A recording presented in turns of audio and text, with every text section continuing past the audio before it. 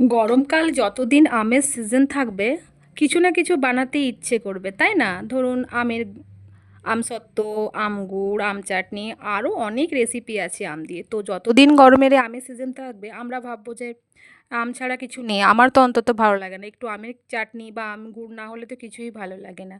তাই আজকে আমি নিয়ে এসেছি একটা খুব মজাদার চাটনি নিয়ে।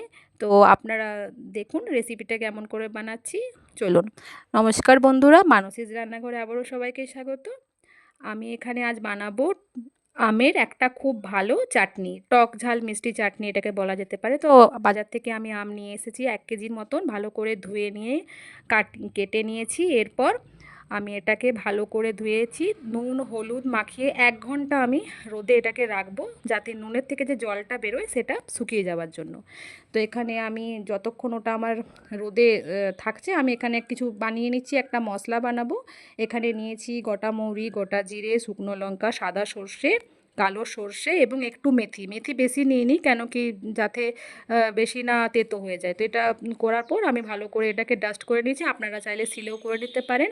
এরপর এখানে আরেকটা জিনিস আমি বানাবো, যেটা হচ্ছে চিনি দিয়ে চিনির ক্যারামেল বানাবো। এখানে চিনি নিয়েছি আমি ওই 50 থেকে 100 গ্রামের মতন। তারপর এটাকে কড়াইয়ে দিয়ে দিয়েছি এবং হালকা আছে এটাকে এরকম করে ভাজতে হবে। দেখুন রং চেঞ্জ হচ্ছে এবং চিনিগুলো কি সুন্দর গলেও যাচ্ছে। একদম ক্যারামেল তৈরি হয়ে গেছে এটা। তো আমার ক্যারামেল রেডি হয়ে গেছে। এখানে এটাকে আমি ভালো করে আবার নামিয়ে নেব এবং এর সঙ্গে যে আমি গুড় জলটা ফুটিয়ে রেখেছিলাম, ওই 250-র মতন গুড় নিয়েছিলাম, সেটা আগে যেটা আমি ফুটিয়ে রেখেছিলাম সেটা এর সঙ্গে অ্যাড করে দিলাম। নিয়ে অ্যাড করার পর এটাকে একদম হালকা আছে এটাকে আমি খুন্তি দিয়ে নেড়ে নিলাম, যাতে নিচে কিছু লেগে যায়। তো এটা আমার রেডি হয়ে গেছে, এটা আমি এক সাইডে রেখে দিলাম। আপনাদের এখানে যদি গুড় মনে হয় যে হ্যাঁ মিষ্টিটা কম হচ্ছে বা গুড় কম হচ্ছে, তো আপনি এরকমভাবে আপনারা চিনি দিয়ে ক্যারামেল বানিয়েও এই চাটনির মধ্যে দিতে পারেন। এতে টেস্টেও হবে আর কালারটাও খুব ভালো আসবে। তো আমি এবার আবার গ্যাসে কড়াই চাপিয়ে নিয়েছি, গ্যাস জ্বেলে নিলাম। এরপর আমি একটু মতন তেল দেব, খুব কম তেলে করব, বেশি তেলের এখানে দরকার হবে না। তো এখানে তেল নিয়েছি।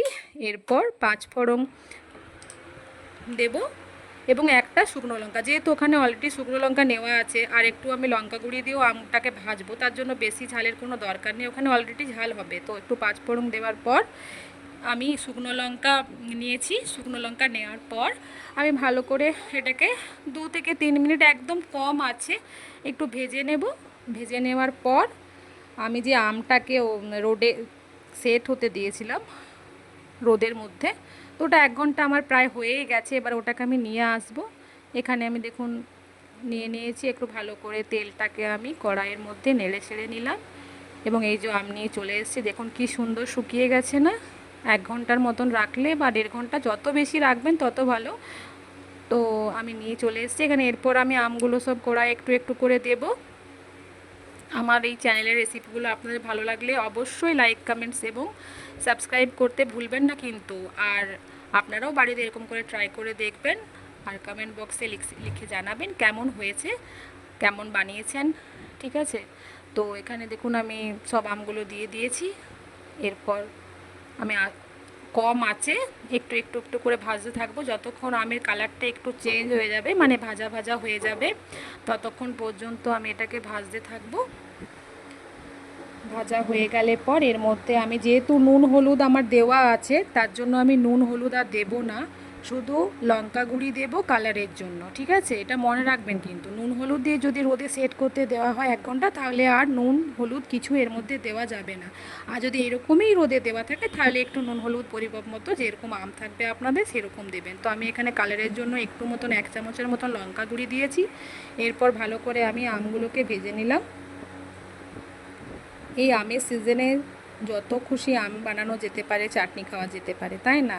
আম ছাড়া চাটনি দিয়ে ভাত খেতে তো খুবই ভালো লাগে গরমকালে। এরপর আমার যে এই যে বানানো ছিল, এটা আমি একটু একটু করে দিয়ে দিচ্ছি।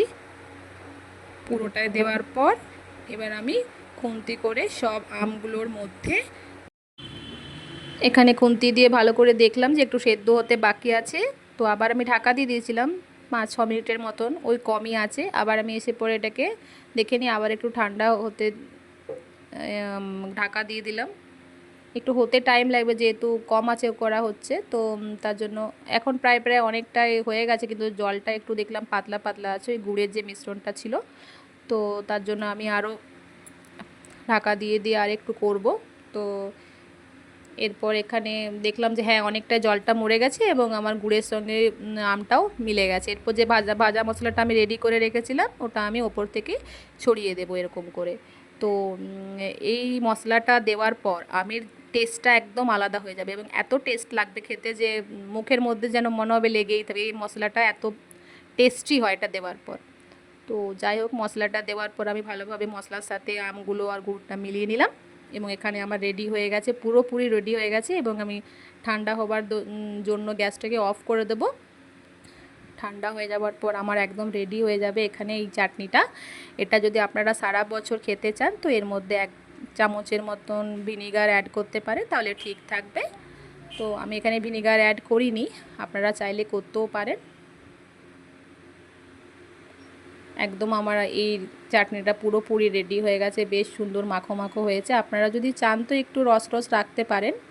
তো আমার এখানে রেডি হয়ে গেছে, দেখুন কি সুন্দরভাবে। আপনারা অবশ্যই কিন্তু এটা বানিয়ে দেখবেন যে কেমন হয়েছে।